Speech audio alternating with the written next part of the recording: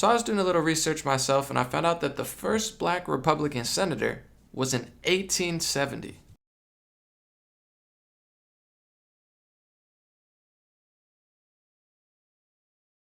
The first black Democratic Party senator was in 1993. That's right, 1993.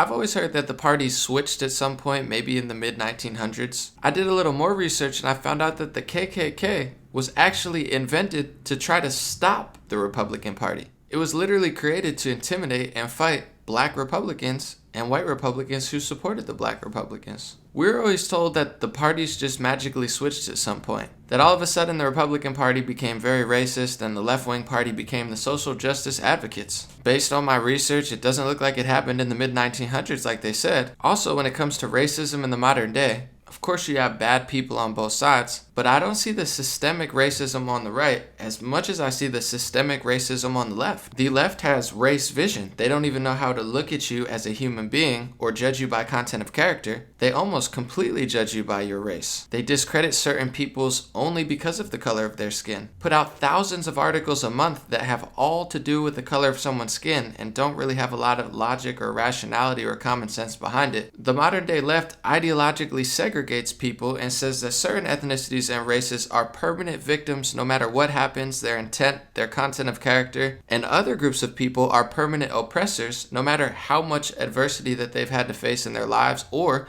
who they are, where they came from, or what the truth is. I find that the right wants to preserve American cultures and values and treats all citizens equally, no matter if you're black, white, Asian, Latino, Indian, or other. They love the Constitution and people who successfully contribute to American culture. Whereas the left hates people like that. They hate Candace Owens for speaking up. They hate when Kanye West says, lead with love and think for yourself and break the matrix. They can't stand that he breaks from the norm. Candace Owens has fact sheets research, and then Candace just pulls out her Jedi lightsaber and just, chops Ebro's head off with facts. Then Ebro FaceTimes me the next day, and he's talking about the scoop and poop. He wants to talk about music now. I said, yo, you gonna have Candace on your show?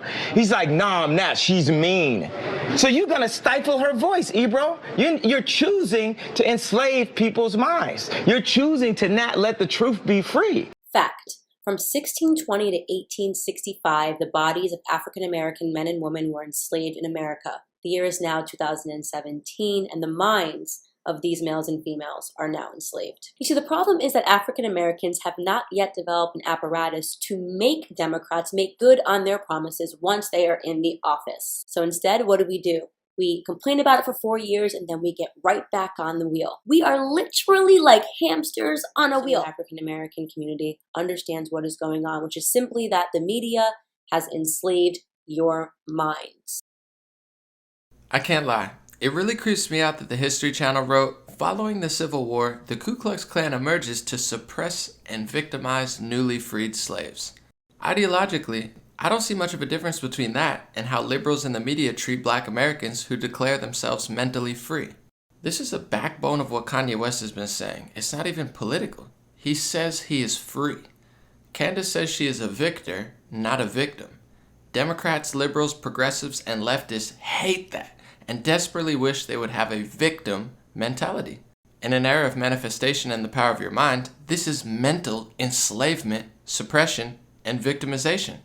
It's toxic. From the same side of the political debate that weaponized the KKK and took until 1993 to have black political representation in a place that Republicans had it in 1870, over 100 years after. Which continuously leads me to the question, did the parties really even switch? And how is the modern day left wing, coming from somebody who's been left leaning my whole life, how are they not the most racist ones by far, hiding their racism, bigotry, and segregated ideology with nonstop projection, calling everybody else racist, sexist, xenophobic, and bigoted, when they show signs of all of those qualities, plus the fascism that they claim to be trying to stop. Thank you for watching. Do your own research, and understand if you do your own research, search engine and social media algorithms are probably rigged against what I'm saying and continuously crack down on dissenters while letting a few major media corporations decide what is true, what is not, and create a singular narrative. Thank you so much. If you like my work, please support me. Sign up to my free email list.